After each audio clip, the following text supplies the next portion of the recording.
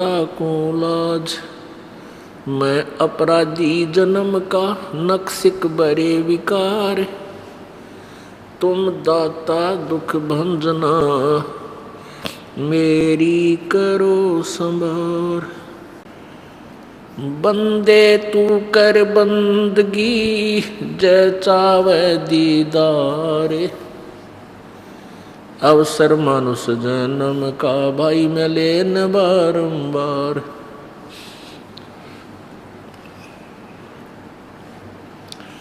मानुष जन्म पाए करे नहीं रटे हरि नाम। जैसे कुआ जल बिना बनवाया क्या काम।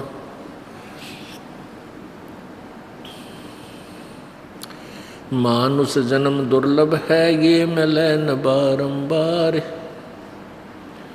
जैसे तरवर से पत्ता टूट गिरे वो बहर न लगता डार। साथी हमारे चले गए, साथी हमारे चले गए, हम भी चालन हारे। कोई कागज में बाकी रह रही तात लगी है वार। पतझड़ आवत देख कर बन रोवे मन माही। वो ऊंची टेनी पात थे अब पीले हो जाही। पात झड़नता यूं कहे सुन भई तरवर राय। अब के बिछड़े नहीं मिले न जाने कहाँ गिरांगे जाए। तरवर कहता पात से सुनो पात एक बात।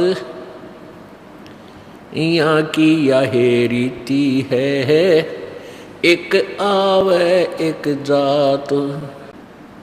कबीर झूठे सुख को सुख कहे ये मान रहा मन मोद। ये सकल चबीना काल का कुछ मुख में कुछ गोद। बेटा जाया खुशी हुई बहुत बजाए थाल। ये तो आना जाना लगा हुआ है जो कीड़ी का नाल। लाख गिरा सैनत उठ दूती माया आद तकत की कूती। 1.25 लाख घड़िए नत बांडे अंसा उत्पत्ति पर ले डंडे। ये चतुर्भुजी भगवान कहावे हर हट डोर बंधे सब आवे। ये अरहट का कुआ लोई या गढ़ बंधा है सब कोई। कीड़ी कुंजर और अवतारा हर हट डोर बंधे कई बारा। ये कोटिक करता फिरता देखा हर हट डोर कहूँ सुन लेखा। परम पिता परमात्मा पूर्ण ब्रह्म सारी सृष्टि के रचनहार कुल मालिक कबीर देव कबीर साहब अल्लाह अकबर। ये वही परमात्मा है जिसने सर्व ब्रह्मांडों की रचना की है और जो हम सभी आत्माओं के एकमात्र मालिक हैं पिता हैं। ये वही परमात्मा बनारस में भारतवर्ष की पवित्र भूमि पर काशी शहर के लहर तारा तालाब में विकसित कमल के फूल पर एक नवजात शिशु का रूप धारण करके प्रकट हुए। ये परमात्मा सन 1398 विक्रमी संवत 1455 ज्येष्ठ सुदी पूर्णमासी को अपने निज धाम सतलोक रितधाम वहाँ से चलकर आए और बनारस में काशी में एक लहर तारा तालाब के अंदर विकसित कमल के फूल पर नवजात शिशु के रूप में प्रकट हुए। परमेश्वर ने अपनी अमृतवाणी में अपने उस सूक्ष्म वेद में हमें ये ज्ञान दिया है कि तुम यहाँ के निवासी नहीं हो, तुम गलत स्थान पर आकर के फंस बैठे हो। और काल भगवान ने, इस ब्रह्म भगवान ने आपको यथार्थ ज्ञान से वंचित रखा हुआ है। ना किसी विद्वान को पता, ना मैं ऋषि को ज्ञान कि ये अभी तक ये आत्म ज्ञान से भी क्लियर कंसेप्ट क्लियर नहीं कर पाए हैं, आत्म ज्ञान के ऊपर ही उलझे हुए हैं। आत्म ज्ञान क्या होता है? आत्म ज्ञान है अपने विषय में जानकारी। भाई मैं कौन हूँ, कहाँ से आया हूँ और यहाँ मेरा क्या उद्देश्य है, इस गहराई तक भी नहीं पहुँच पाते हैं। जैसे अब आप मनुष्य शरीर में जन्मे हो, इसमें कितनी आपदाओं को आप झेलते हुए अपने जीवन रूपी सफर में यात्रा कर रहे हो। जब तक इस प्राणी के पुण्य चलते हैं, प्रारब्ध में जो लिखे हुए पुण्य चलते हैं, तब तक तो ये प्राणी बहुत सुखी नजर आता है। किसी के पास उच्च पोस्ट होती है क्योंकि वो पिछला पुण्यकर्मी प्राणी है, बहुत अच्छे संस्कार हैं उसके, वो पिछले जन्मों में की हुई बैटरी चार्ज आज बगैर चार्जर के भी वो काम कर रही है, क्योंकि वो पहले संग्रह कर चुकी है एनर्जी। उसके आधार से वो प्राणी वो बहुत सुखी भी है, अच्छी पोस्ट है या कोई अच्छी फैक्ट्री लगा रखी है, बच्चे भी नेक हैं, अच्छे एजुकेटेड हो गए, बढ़िया पोस्ट प्राप्त होगी, उनकी शादी भी, जैसे हम जिनको उच्च घर मानते हैं माया के धनवंतों को, उनमें अच्छे घरों में उनकी शादी भी होगी, ब्याह हो गया। ये उन सभी बच्चों के पूर्व जन्म के पुण्य हैं और उस प्राणी के जिसके वो बच्चे हैं। तो उस समय वो प्राणी जो सुख महसूस करता है, इस झूठे सुख को ही सुख मान रहा है, वो सोचता है कि जो पूजाएं मैं करता हूँ, तब तक वो ये सोचता रहता है कि जो साधनाएं हम परंपरागत करते हैं, जैसे ये दास पहले हनुमान जी का पुजारी था, बाबा श्याम जी का पुजारी था, भगवान श्री कृष्ण, भगवान विष्णु, भगवान श्री राम, भगवान शंकर जी और बाकी ये दुर्गा माता, दोनों सा भी देवता सुप्रसिद्ध सा नजर आवा था, उसी के हम पुजारी थे। और कोई भी घर में सुख होता था, संतान उत्पत्ति है, फिर नौकरी प्राप्ति, 2 पैसे, कोई मकान प्लाट बनाना, तो ये सब सुविधाएं हमें मिली, तो ये सोचा करते कि हमारे जो ये भगवान हैं, हम इनकी जो पूजा करते हैं, इससे हमें ये लाभ दे रहे हैं। तो ये हमारी भूल थी। तत्व ज्ञान के बिना, तत्व ज्ञानहीनता के कारण हम ऐसे विचार रखते थे। और फिर साथ में ये भी कहते थे, कोई व्यक्ति दुखी दिखाई देता था, आम व्यक्ति कहता था भाई तेरे कोई पिछले जन्म में तूने पाप कर रखे, और कोई सुखी नजर आता था तो उसको अन्य व्यक्ति कहते थे भाई घने बढ़िया कर्म करके आ रहा है यो, इसको इसके ठाठ हो गए। यानी वो पिछले जन्म पुण्य और पाप आज वो अपना रंग दिखा रहे हैं। तो जब तक ये प्राणी सुखी है, इस सांसारिक सुखों को सुख मानते हैं, कैसे अच्छी कोई पोस्ट मिल जाए, 2 रोटी का साधन हो जावे, नौकरी मिल जावे या कोई और धंधा बढ़िया हो जावे, फिर संतान यानी सबसे पहले पुत्र हो जावे, फिर पुत्री हो जावे, और एक कार एक कोठी हो जावे, इस झूठे सुख को ये सुख मानता है। तो ये सुख, और दूसरा इस महादुखी है। अब दूसरे के पास ये सुविधा नहीं है, कोई बेचारे का हाथ कटा है, किसी की आंख नहीं है, किसी की दोनों टांग नहीं है, कोई किसी की दोनों आंखें नहीं है, और किसी के पास हैंड टू माउथ है, यानी गुजारा भी ना चलता, कोई कागज चुप के अपना गुजारा कर रहा है, तो ये पिछले जन्म का उसके पास कोई पुण्य है ही नहीं। कुछ ऐसे संस्कार होते हैं, 2 प्रकार से मानव शरीर मिलता है, आज आपको वही डिटेल बताएंगे।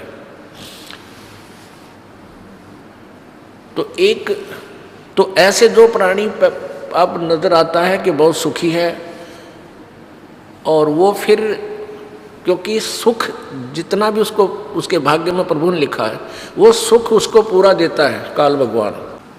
कई अच्छे अधिकारी, कई बड़े सेठ देखे हैं कि उनके सारे जीवन में कोई विशेष आपदाएं नहीं आई, और लास्ट में कति अंत में उनकी वो दुर्गति देखी है कि उसको देखकर कलेजा मुंह को आवे। और कुछ ऐसे भी पुण्यकर्मी प्राणी थे कि वो पहले सारे जीवन में भी स्वस्थ भी रहे, और उनके संतान भी अच्छी रही, ठीक रही, और मृत्यु अंतिम श्वास भी अचानक हार्ट अटैक से वो चले गए, यानी बुढ़ापे के कोल्लू में नहीं पिड़े। तो यहाँ जो तत्वज्ञानहीन प्राणी जो भक्ति से दूर हैं, वो क्या कहते हैं कि भाई वो भक्ति करता था, वो तो भुगत कमरा, और देख युक्ति भक्ति नहीं करता था, और अचानक किसी सुथरी मौत आई, बहुत बढ़िया मृत्यु आई इसकी। तो पुण्यात्माओं, ये दंत कथा है, लोक वेद है, किंवदंतियां हैं ये सारी। जिस व्यक्ति ने कभी साधना कैसी ही नहीं की, और ठीक है बुरे काम भी नहीं करे, वो पिछले जन्म का अच्छा संस्कारी प्राणी था, और पिछले पुण्य कर्मों के से उसका स्वभाव भी अच्छा था। इस जन्म में भक्ति नहीं की, लेकिन पाप भी विशेष नहीं किए, तो पिछले पुण्य जब तक उसके चले, ये जीवन बिल्कुल पूरा का पूरा जीवन भी हमें ऐसा लगा जैसे वो सुखी ही रहा। अब वो बैटरी उसकी डिस्चार्ज होगी, अगले जन्म में हो सकता है कोई जन्म मनुष्य का उसका शेष रह रहा हो, वो भी मिल सकता है ऐसे प्राणी को। और फिर अगले जीवन में, क्योंकि ये रेड का कुआं है, नीचे भरो ऊपर खाली, नीचे भरो ऊपर खाली, ये कौन अंत थोड़ा ही है इसका।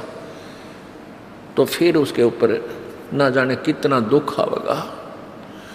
तो ऐसे ही जो प्राणी हमें सुखी नजर आवा था और भक्ति भी करता था, जैसी भी परंपरागत साधनाएं, जैसे साल भर में 1-2 बार तो कहीं इष्ट धाम पर जाते हैं, मत्था टेक आते हैं, सारे बच्चा के तलक लगा देते हैं, सबकी 2 वहाँ लगवा लेते हैं।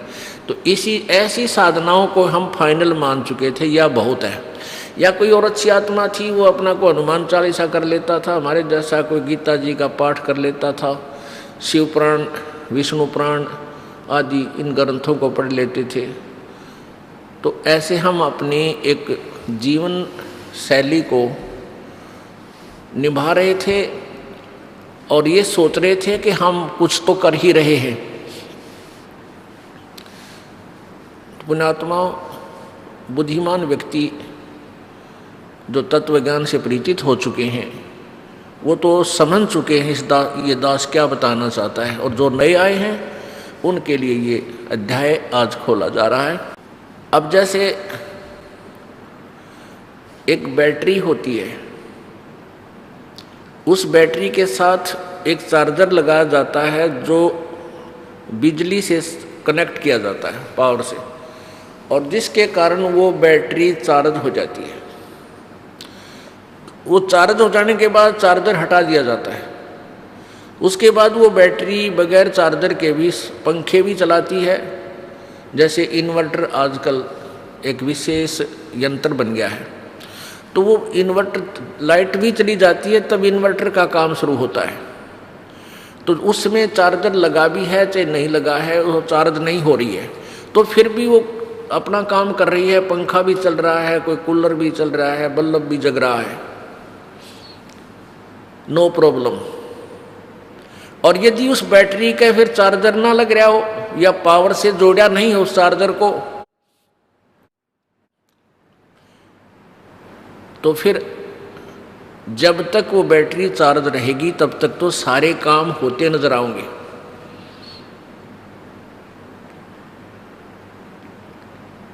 और जिस समय वो बैटरी डिस्चार्ज हो जाएगी एकदम, वो सारी सुविधाएं समाप्त हो जाएंगी। ना बल्ब जले, ना ट्यूब जले, ना पंखा चले, और ना ही कोई कूलर काम करे। अपुण्यात्मा इसमें बैटरी चार्ज करने में दो तरीके हैं। एक तो चार्जर लगा रखा है, लेकिन वो चार्जर लगा रखा है उस पॉइंट में लाइट नहीं है, वो पॉइंट पीछे से कनेक्टेड नहीं है, और लगाने वाले ने ये सोच रखा है कि मैंने चार्जर ला रखा है या बैटरी चार्ज हो रही है। ये तो समझ लो शास्त्र विधि त्याग का मनमाना आचरण। अर्थात जैसी साधनाएं हम पहले करते थे, बाबा श्याम जी का माथा टेक आए, सालासर जा करके हनुमान जी के वहाँ मत्था टेक आए, हनुमान चालीसा कर लेते थे, गीता जी का पाठ कर लेते थे, ये हमारा मनमाना आचरण था, शास्त्र अनुकूल साधना नहीं थी। तो ये चार्जर भी लगा रहे थे पर पावरलेस पॉइंट में। हमने पावरलेस पॉइंट में चार्जर लगा रखा था, हम चार्जर लगाए हुए भी थे लेकिन बैटरी चार्ज नहीं हो रही थी। एक वो प्राणी है जो भक्ति बिल्कुल करते ही नहीं, और उनको भी खूब सुख है और खूब सुविधाएं प्राप्त हैं। जो झूठे लोक की जो सुविधाएं हैं, भौतिक सुख, तो बिना ज्ञान के हम नास्तिक न होगे। हम उन पुण्य प्राणियों को जो अच्छी पोस्ट पे हैं, कार भी है उनके पास, कोठियाँ भी हैं, अच्छी संपत्ति संतान है, तो वो कोई भक्ति नहीं करते, गुट्टी लावे हैं, सिगरेट पीवे लांबी।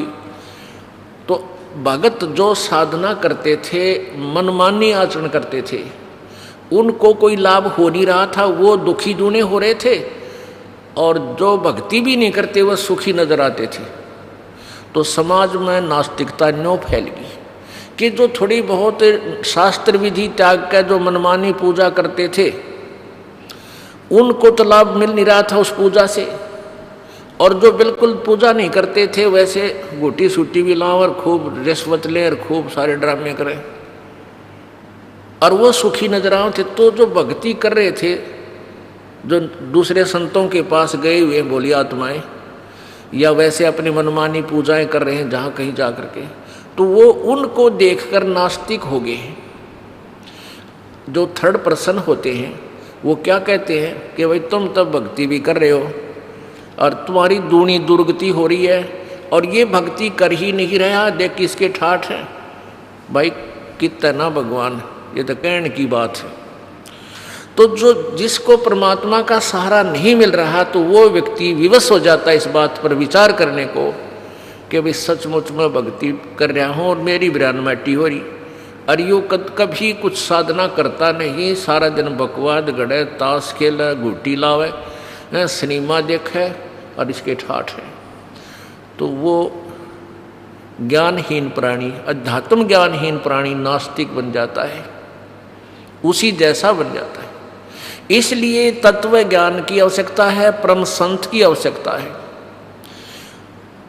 और परम संत के मार्ग में ये झूठे गुरु, ये नकली ऋषि महर्षि, ये सदा से आड़े आते रहे।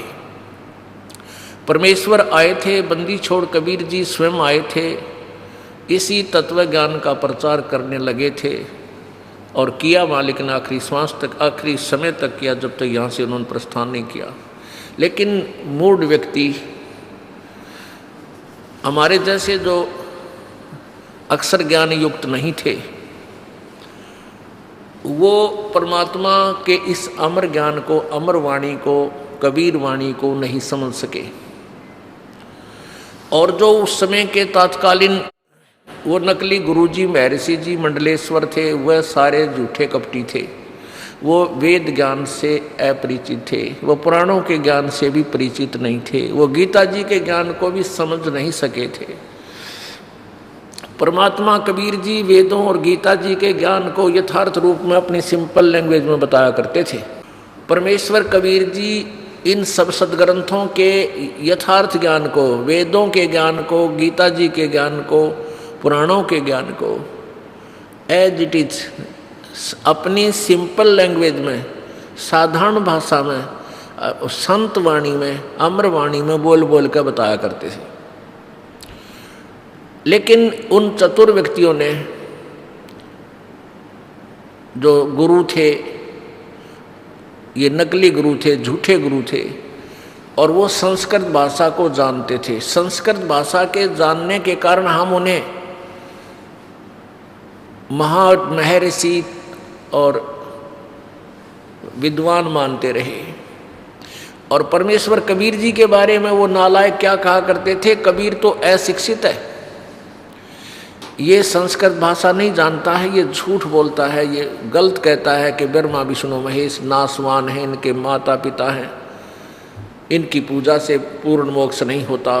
क्योंकि वे सारे समाज को यही कहा करते थे कि विष्णु और शंकर जी यही पूजा के योग्य हैं, और श्री विष्णु जी तीनों रूप धारण करके, ब्रह्मा विष्णु शिव का रूप धारण करके पूरी सृष्टि को चला रहा है। ये अजर अमर हैं, इनके कोई माता पिता नहीं है। जुलाहा झूठ बोलता है, ये दानक झूठ बोलता है, इनकी बातें मत सुनना, ये ब्रह्मा विष्णु महेश का द्रोही है। तो वो झूठे गुरुओं का दाव लगा रहा, उनकी दाल गल गई।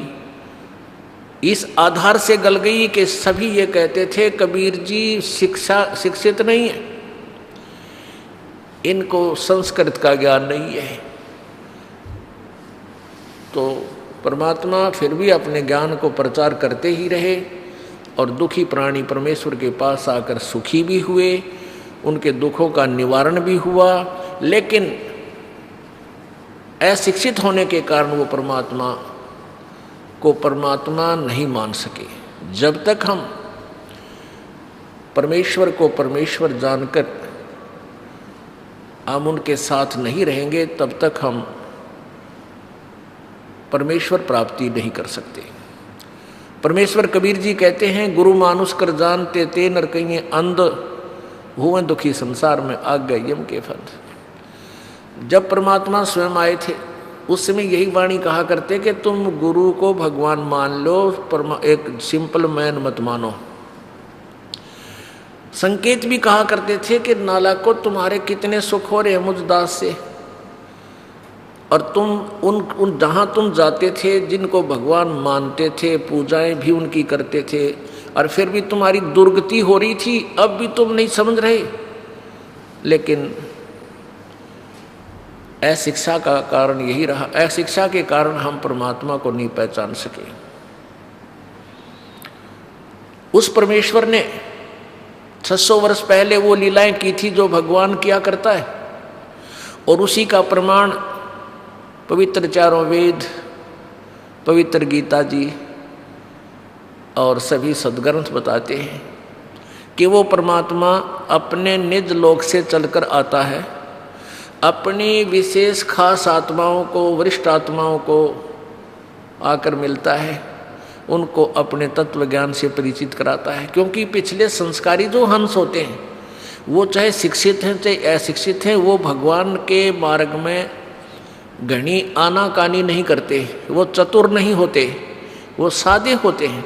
तो उन सादे लोगों का, सादे भक्तों का नाजायज फायदा उठा लिया है नकली गुरुओं ने।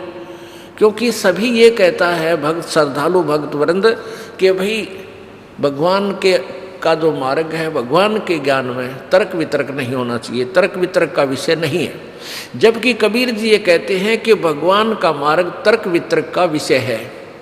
जब तक आप तर्क वितर्क नहीं करोगे, आप भगत 7 जन्म नहीं बन सकते, क्योंकि अज्ञान से परिपूर्ण हो चुके हो आप, और तर्क वितर्क से वो ज्ञान निखरेगा, सच्चाई सामने आवेगी। तो हम जितना भी ज्ञान आज तक स्वीकार किए हुए थे, सुने हुए थे, वो सारा ही विपरीत था। तो जिस कारण से हम अपने लोक नहीं जा सके जहां हम सदा सुखी रहते।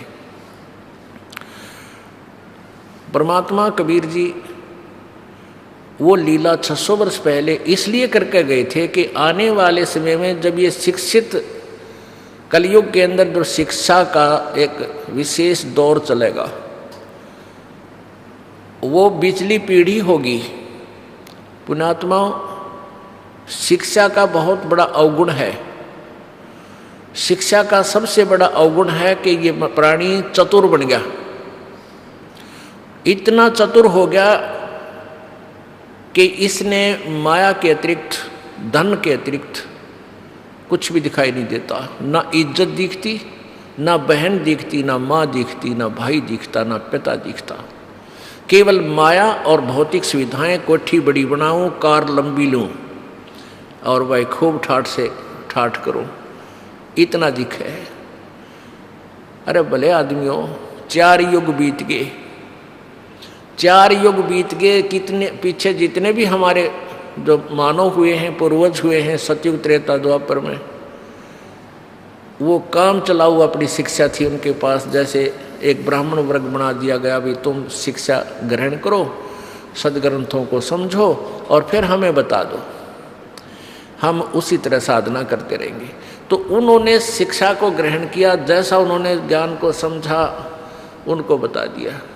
कितनी शांति से रहते थे, कोई किसी प्रकार की इतना जुल्म नहीं था जो आज हो रहा है। सबसे पहले निर्लज्ज हुए, दूसरे बात हम निर्दयी हो गए। ऐसे ऐसे इतिहास देख लो आप, घर घर में जा कर के कैसे झगड़े होते हैं, किस प्रकार आपसी द्वेष बन गए, भाई बहन का मुकदमा चल रहा है, किस ऊपर संपत्ति पे, पिता पुत्र के झगड़े हो गए आपस में, पता नहीं क्या क्या जुल्म हो गया। और जो नहीं ऐसा हो रहा है तो वो केवल माया के पीछे ही अभी भी दौड़ रही है। एक बहुत बड़ा अधिकारी था, जब ये दास नौकरी करता था, वो सुपरिटेंडिंग इंजीनियर की पोस्ट से रिटायर हुआ और फिर उसने आर्किटेक्ट की दुकान खोल ली।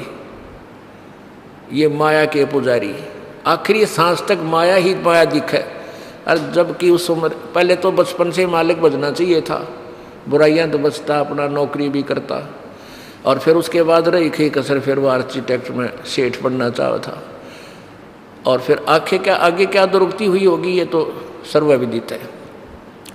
और हमारे पूर्वज थे, झोपड़ियाँ में रहा करते थे, कच्चे मकान बना लेते, भगवान ने याद करते थे, वर्षा हो जाती 100 शुक्र बनाया करते थे भगवान का। वर्षा ना होती थी, सामूहिक बैठ के गुण गाया करते, परमात्मा से याचना करते थे, विनम्रता रखते थे, भगवान से डरने वाले थे। और परमात्मा उनके संस्कारवश वर्षा करता था, बहुत अच्छी सुविधाएं होती थी, बड़े फलदार वृक्ष होते थे। और आज देख लो, बाग लगाओ वो नहीं लगता ढंग से, ना कोई ढंग के फल फ्रूट रहे, सारा में खाद पानी पता नहीं के डंगा दवाइयाँ डाल के विष बना के विष खा रहे हैं मीठा करके। तो कहने का भाव ये है कि हमने शिक्षा की, अगर यहाँ हमें लाभ है, शिक्षा का सारा ही अवगुण है। अब हमने शिक्षा से क्या लाभ हुआ कि नौकरी मिल गई, बिजनेस कर लिया, बस इतना ही लाभ। नौकरी भी नहीं मिली और कोई बिजनेस भी नहीं हुआ, वो भी शिक्षित है, लेकिन वो चतुर बन गए। वो चतुर इतने बन गए कि छोटे, जैसे कोई खेती करने लग गया या मजदूरी करता है, तो फिर वह छोटी छोटी बातों पे अपने भाई के साथ, कदे पड़ोसी के साथ, कदे किसी के साथ, यानी चतुर बन गए, हम भगवान से दूर हो गए। और यदि इस शिक्षा का लाभ है आज इस युग में, केवल यही है कि हम परमात्मा को पहचान सकते हैं। एक ये गुण है शिक्षा का, और कुछ भी गुण नहीं है। तो आप कितनी बात बना लो, और कंप्यूटर बना लिए, फलाने बना लिए, जहाज बना लिए, कंप्यूटर ना थे जब के काम ना चला था। ये भी कौन सा पृथ्वी के ऊपर चलो तुम, फिर भी जमीन पर ही आकर के गुजारा होता है। कहने का भाव ये है कि अगर 2 वर्ष वर्षा ना हो, परमात्मा रूस गया, ये कंप्यूटर, ये जहाज और ये सारे मिसाइल धरे धराए रह जाएंगे। किसी हमने जो जिस मालिक से डरना चाहिए था, जो आत्म कल्याण करना और कराना चाहिए था, उस इतिहास को तो हमने खोला ही नहीं। अब खोलना पड़ेगा, अब व्यवस्था हो जाएगी हर एक प्राणी की। अब प्रत्येक क्षेत्र में आप जाकर देख लो, विशेषकर इस करोथा कांड के बाद हमारा एक बिटर एक्सपीरियंस हुआ, और जिससे ये पता लगा कि कहीं न्याय नाम की चीज नहीं इस पृथ्वी पे। परमात्मा कहते थे वह वाणी आज 100% सिद्ध होगी, निरंजन धन तेरा दरबार जहां तनिक नहीं न्याय विचार। इतना भी न्याय नहीं है इस पृथ्वी पर किसी के पास भी, चाहे को कितनी बात बनाता हो। तो ये चतुरता, ये नीचता आ गई। प्रत्येक प्राणी डरता नहीं भगवान से, भगवान का भय निकल गया और पाप पर पाप इकट्ठा करता है। और फिर क्या बनता है, कुत्ता बने, खाज लागे, सिर में कीड़े पड़े, जबान पे कीड़े पड़े इन दुष्टों के। आज देखते हैं ऐसी बुरा हाल हुआ आता है यहाँ प्राणियों का, हमें भी रोना आ जाता है, लेकिन हमें पता है कि पिछले जन्म में कभी परमात्मा के द्रोही रहे होंगे ये दुष्ट। ठीक है, प्रभु फिर दयालु है क्योंकि उसके बच्चे हैं ये सारे। वो इतना दयालु है क्योंकि ये इसके बच्चे हैं, वो पिता है। पिता 100 अवगुण भी कर दे पुत्र या पुत्री तो भी उसको माफ कर देता है। और कबीर और वो परमात्मा, वो तो परम पिता है, वो तो लाख और करोड़ अवगुण कर दे तो भी माफ करता है। तो इसलिए हमें तत्व ज्ञान की आवश्यकता है ताकि हम बुरा काम करते समय डरें, हमारे हाथ कांप जा, उस जुल्म को हम नहीं करें। क्योंकि हमें पता लग जाएगा विष खाया है तो ये मारेगा, तो विष से हम कितने डरते हैं। ऐसे ही हम पाप कर्मों से डरा करेंगे जब हम तत्व ज्ञान से परिचित हो जाएंगे। तो आज इस शिक्षा का यदि हमें लाभ है तो हम भगवान पहचान सकते हैं, और ये एक अनमोल गुण है शिक्षा में। आज पहले भी भगवान स्वयं आए थे, परमात्मा स्वयं आकर ही इस ज्ञान को प्रचार कर सकते हैं। न इस ज्ञान का जुबान भी नहीं खोल सकता इंसान, ये इतना कड़वी दवाई है। और परमात्मा नहीं आते हैं तो वो अपना कोई खास रिप्रेजेंटेटिव भेज देते हैं, तो उसके साथ रहते हैं। कहते हैं कि मम संत मुझे ही जान मेरा ही स्वरूपम, जो बच्चा गऊ की नज़र में यूं साईं को संत, और भक्तों के पीछे फिरे वो भक्त वत्सल भगवंत। अब कहने का इस सारे विवरण का तात्पर्य है कि आज शिक्षा से हम परमात्मा पहचान सकेंगे, और इस शिक्षा का कोई लाभ नहीं। अब शिक्षा का केला बना, जैसे डॉक्टर बन गए। अब देख रहे हो डॉक्टरों का क्या हाल है। भगवान, हे परमात्मा, कलेजा मुंह को आता है। डॉक्टरी लाइन में जो बच्चा जाता है उसके मन की छलांगें क्या होती हैं कि अपना या तो नौकरी लगूंगा, नौकरी लग गया तो 50-60 हज़ार रुपये तनख्वाह होगी MBBS करके, और या फिर अपना प्राइवेट बिजनेस कर लूँगा, हॉस्पिटल बना लूँगा। और उसमें क्या क्या ये करते हैं ये लोग, आप इन डॉक्टरों के पास जाकर देख लो। भगवान करे किसी का पाला ना पड़े, और दुर्भाग्यवश जाना भी पड़ जाता है, तो वो क्या कर रहे हैं। हाय हाय, ये डॉक्टर यानी वैद्य का काम, पहले वो पुण्यात्मा अशिक्षित एक दूसरे से वैद्यगाई सीखकर एक समय देते थे पूरे गांव को कि इस समय आ जाइयो भाई, फ्री दवाई दूंगा। जड़ी बूटी जंगल से तोड़ कर लाता था, कूट पीस कर तैयार करता था, पुड़ियाएँ दवाई बनाता था, और कारगर दवाइयाँ होती थी क्योंकि वो निष्कपट भाव से एक परमार्थ के तौर पे वो दवाई देता था और उसको आराम होता था। यानी बाद में उसमें भी थोड़े बहुत रोजी रोटी वाले आगे थे, लेकिन इतने कसाई नहीं थे। और अब देखते हैं डॉक्टरों का, हे भगवान, एक दिन समाचार पत्र में आ रही थी, दवाई 2 रुपये की गोली और ले उसके 27 रुपये।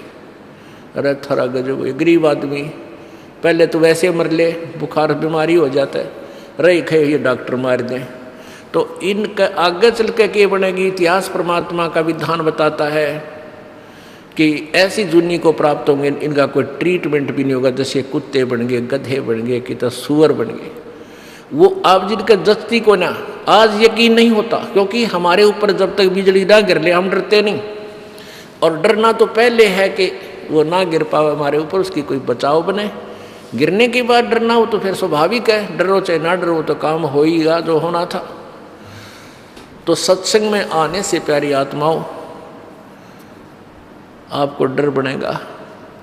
और जो प्राणी नाम भी ले रहा है सत्संग में नहीं आता है वो, क्योंकि कुछ दिन तो ये प्राणी जो भी नाम लेता है कंटिन्यू साल 2 साल 3 साल तो वर्ष तो बहुत श्रद्धा से आता है, और फिर क्या होता है कि भगवान उसके वर्क डन का फल देना शुरू कर देता है। पहले तो अपने कोटे से देता है, फिर उसका बोया हुआ वो बीज अपना किया कर्म प्रफुल्लित होने लग जाता है, तो फिर उसको सुख होने लग जाता है। फिर वो सत्संग पर रुचि नहीं देता इतना, वो सोचता है सत्संग तो मैंने सुन रखे हैं, गुरु जी सही बात बतावे हैं और उनने जो बताया हम सुन लिया, सारे ज्ञान हमें हो गया और हम भक्ति कर ही रहे हैं। नहीं, यह भी उसकी महाभूल है। जब तक आप यहाँ आकर सत्संग नहीं सुनोगे, आप 2 4 10 दिन या महीने 2 महीने 6 महीने साल में आप बहुत कोसों दूर हो जाओगे भगवान से। यहाँ नहीं आओगे तो भी सुख होगा, क्योंकि आपने कुछ कमाई ऐसी कर ली, हो सकता है इस जीवन में भी आपको 2 3 साल किया हुआ ये पुण्य आपको पूरा जीवन सुख दे दे। लेकिन आप परमात्मा से दूर होगे, वो चार्जर कट गया, आपका चार्जर नहीं रहा, कनेक्शन कट गया, और आप समझ रहे हो मैंने चार्जर लगा ही रखा है, लेकिन पीछे से आपकी करतूतों से कनेक्शन कट गया पावर कोनी उस पावर प्लग में जिसमें आप चार्जर लगाए बैठे हो। अर्थात आप समझते हो कि हमने नाम ले ही रखा है, हमें सुख भी हो रहे हैं, भगवान पूरा सहारा दे रहा है, और पहले हम दुखी थे। तो इसलिए सत्संग में आने से आपको लाभ मिलेगा। ये मन बहुत बदमाश है, ये दुबक जाता है कुछ दिन, ये चुप बैठ जाता है, और जब आता है समय उसी समय इसको फिर परेशान कर जाता। आज का जो प्रसंग है हम ये बताना चाहते थे आपको, मानुष जन्म दुर्लभ है भाई मिले न बारंबार, जैसे तरवर से पत्ता टूट गिरे वो बोर न लगे डारे। इन बातों को बहुत गहराई से सोचा करो, ये बातें कहन सुन की नहीं है भाई, कर पाड़न की है। परमात्मा स्वयं आए, उनका क्या उद्देश्य था इस गंदे लोक में आने का, कबीर जी का, और परमेश्वर ने यही कड़वी दवाई यानी ये मेडिसिन तत्व ज्ञान वाली परमात्मा ने उस समय समाज को देना चाहा था, लेकिन इन नकली संतों ने समाज के अंदर ये ज्ञान, ये कड़वी दवाई यानी रोगनाशक औषधि प्रवेश नहीं होने दी। और उस परमेश्वर ने इसीलिए इस समय को चुना, और उसी परमेश्वर ने मानव को बुद्धि दी है कि ये कंप्यूटर बना ले, टेलीविज़न बना ले, सैटेलाइट बना ले, जहाज में सैर सपट्टे कर ले। ना वो मनुष्य थे पहले वाले के, मनुष्य का आँख ना थी, का हाथ नहीं थे, या कोई उनका कोई अंग कम था जो आप व्रत कलयुग वालों का ज़्यादा लगा है। नहीं, ये कलयुग पहले निर्धारित था और ऋषियों ने बता रखा था कि इसमें मशीनरी युग होगा। तो जैसा भी समय आता है परमात्मा ही मानव को बुद्धि दे करके वो विकसित करता है, वो सब इंस्ट्रूमेंट वही बनवाता है, या भूल है प्राणी की कि वो कुछ बना ले, और ये समय था बनाना ही था। तो इस टेलीविज़न का और इस कंप्यूटर का और इस शिक्षा का अब बहुत अच्छा सदुपयोग होगा। अब ये परमात्मा का ज्ञान पूरे विश्व में फैलेगा और उसका माध्यम ये टेलीविज़न ही होगा। इसलिए परमात्मा ने ये टेक्निक इस मानव को दी थी। अब परमेश्वर ने अपना जो वास्तविक ज्ञान था वो 600 वर्ष पहले दे दिया। जब परमेश्वर यहाँ आए थे 600 वर्ष पहले, तो एक दिन में वो हजारों जगह प्रकट हो जाते थे, हजारों जगह प्रकट हो जाते थे और वहाँ जा के अपना ज्ञान प्रचार करते थे। वो ईश्वरीय शक्ति थी। अब परमात्मा ने ये विज्ञान दे दी, उसी का अंश है प्रभु का ये विज्ञान भी। इस वैज्ञानिकों को ये विज्ञान दे दी कि ये टेलीविज़न बना लिया, सैटेलाइट बना दी और घर घर में टेलीविज़न रखवा दिए। और एक वक्ता एक किसी चैनल पर बोलता है, वो करोड़ों अरबों के पास करोड़ों की संख्या में टेलीविजनों में वो पहुंच जाता है। तो ऐसे परमात्मा ने ये शिक्षा इसलिए देनी आवश्यक समझी और ये विज्ञान भी इसलिए विकसित करना आवश्यक था कि मैं अपने ज्ञान को अपने बच्चों तक आसानी से पहुंचा सकूं। अन्यथा इस शिक्षा का दोष ही दोष है, लाभ कति नहीं। अपने आत्माओं, इंसान जब भगवान से डरने वाला हो जाएगा तो 90% झगड़े खत्म हो जाएं, घर के भी समाप्त हो, घर में भी जो आपस में कलह है या समाप्त हो जाएगी और आपसी द्वेष समाप्त हो जाएगा। अंदर से दया उपजेगी। कोई बीमार दुखी दिखाई देगा, सास ननद या कोई भी पड़ोसी या राह चलता, उसकी मदद को दौड़ा करेंगे लोग। और अब एक्सीडेंट हो जाता है, आदमी मरा पड़ा, मरने को हो रहा है और साथ में नो ची ची भागे जा रहे हैं, नो देख ले एक्सीडेंट हो गया, एक्सीडेंट हो गया, चल चल चल जल्दी कर वहाँ पहुँचना। और पहले टूट कर पड़ जाया करते थे। तो ऐसे एक भक्त बता रहा था कि मेरा शाम में एक्सीडेंट हुआ और सुबह तक मैं भुगत रहा, तड़फ रहा, कोई निकट नहीं आया। सूर्य उदय हुआ, जब घर वालों को पता चला भी नहीं आया, ढूंढते ढांढते ऐसे वहाँ पहुँचे, जब मुझे उठा के लाए, बस एक आध सांस ही रह रहा था, मेडिकल तक पहुँचा इतने। तो पुण्यात्माओं, हम निर्दयी हो गए, डर रहा नहीं भगवान का। दया धर्म का मूल है, पाप मूल अभिमान, और तुलसी दया ना छोड़ियो जब लग घट में प्राण। अब परमात्मा क्या बताते हैं कि मानुष जन्म दुर्लभ है, ये मिले न बारंबार। जैसे तरवर से पत्ता टूट जाए वो बाहर नहीं लगता डार। आप अपने परिवार में रह रहे हो, बेटा बेटी, कार कोठी, पति पत्नी, माता पिता, रिश्तेदारी, कोई मित्र दोस्त सहेली, आपका कितना अच्छा दिल लग रहा है, आप बहुत अपने आप को आनंदित मान रहे हो, और अचानक कोई रोग हो जाता है, जानलेवा कैंसर। और कैंसर होगी, 1 2 4 हॉस्पिटलों में भी ट्रीटमेंट हो चुका, कोई राहत नहीं। तो फिर क्या सोचता है कि मेरा ही समय निकट आ गया। और घर वालों को पता है कि कुछ दिन का मेहमान है। उस अतिथि में सोचे अपने आप को, आपको उस अतिथि में ले जाकर सोचो कि ये अतिथि किसी के साथ भी हो सकती है। अपने परमात्मा में रुचि बनाने के लिए हमने इन फॉर्मूलों का प्रयोग करना पड़ेगा। वैसे नहीं बात बना करती, ये ज्ञान वैसे नहीं दिया जा रहा। प्रभु का यहाँ आने का उद्देश्य यही था कि मैं ज्ञान प्रचार करूं। ना उनको क्या आवश्यकता थी आने की, एक खड्डी में बैठ कर कपड़ा बुनने की, एक झोपड़ी में निवास करने की, जो सारी सृष्टि का मालिक है।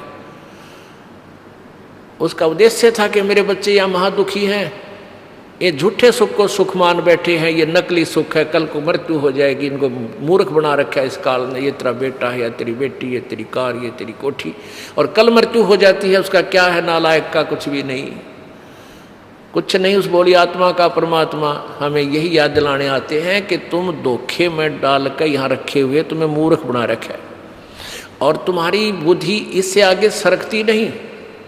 चारों युग में संत पुकारे, कूक कहा हम हेल रे, हीरे माणक मोती बरसे, ये जग चुगता ढेल रे। परमात्मा कहते हम चारों युगों में आकर आवाज लगा लगा कर समझाया, परंतु इनके एक नहीं समझ में आती, क्योंकि काल ने इतना प्रेशर डाल रखा आपके ऊपर, आपके बस की बात नहीं। हाँ, ये परमात्मा का ज्ञान, सूक्ष्म वेद का ज्ञान और ये मंत्र, ये एंटीबायोटिक है, ये एंटीबायोटिक वस्तु औषधि आप कानों के माध्यम से अंदर जाने दोगे तो एक दिन इसका समाधान हो जाएगा और आपको सच्चाई महसूस होगी कि सचमुच हम गलत फंस गए। तो ऐसी स्थिति में जो व्यक्ति आ जाता है कि अब मैं कुछ ही अक्षणों का, कुछ दिनों का मेहमान हूं, तब वो सोचता है, वो क्या बोलता है, उसके विषय में परमात्मा बता रहे हैं कबीर जी। वो क्या बोलता है,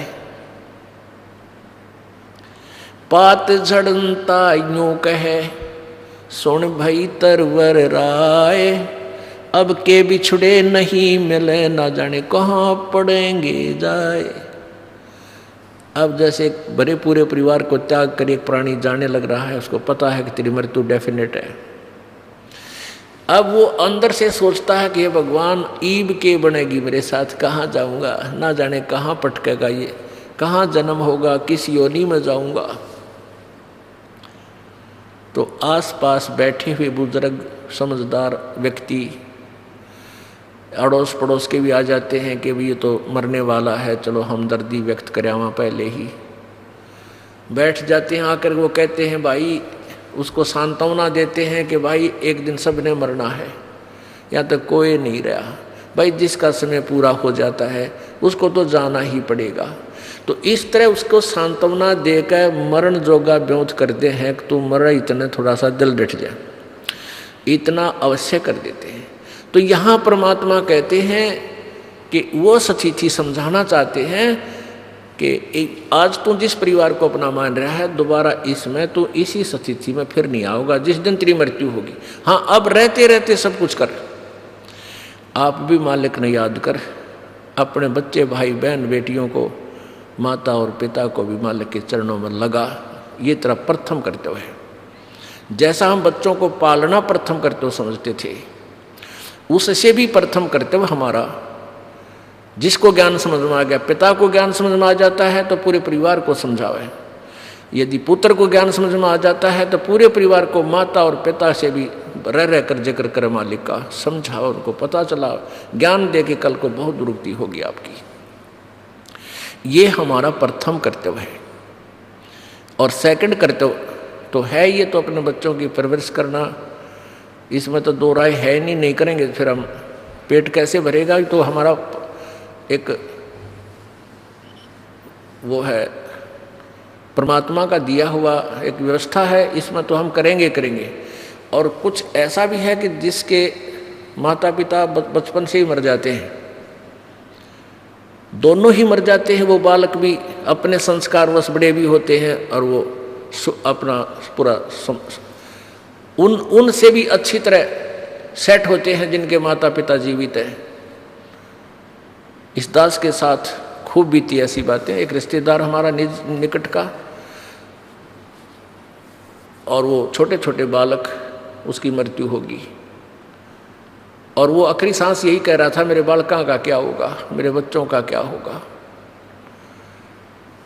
आज वो बालक जो दूसरे भाई जीवित हैं उनसे ज़्यादा सुखी है वो, उसके बच्चे, उसे अच्छा व्यवसाय है। तो ये जो हम अपना प्रथम कर्तव्य मान रहे थे, ये भी गॉड गिवन है, प्रभु दत्त है, पूर्व संस्कार में निर्धारित है।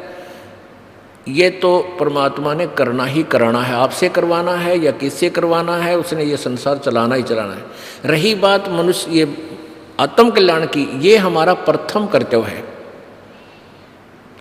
और इसको तो हम ऑप्शनल सब्जेक्ट मान रहे थे। जैसे बालक पढ़ते हैं ना, लेवत ले ले ना तो ना ले सब्जेक्ट नहीं, हम ऐसा मान रहे, जबकि ये वेरी इंपॉर्टेंट सब्जेक्ट था, हम छोड़ चुके थे। तो ये ज्ञान बताया जाता है कि परमात्मा क्या कहते हैं कि साथी हमारे चले गए रंबी चालनहार, कोई कागज में बाकी रह रही तात लागरी बार।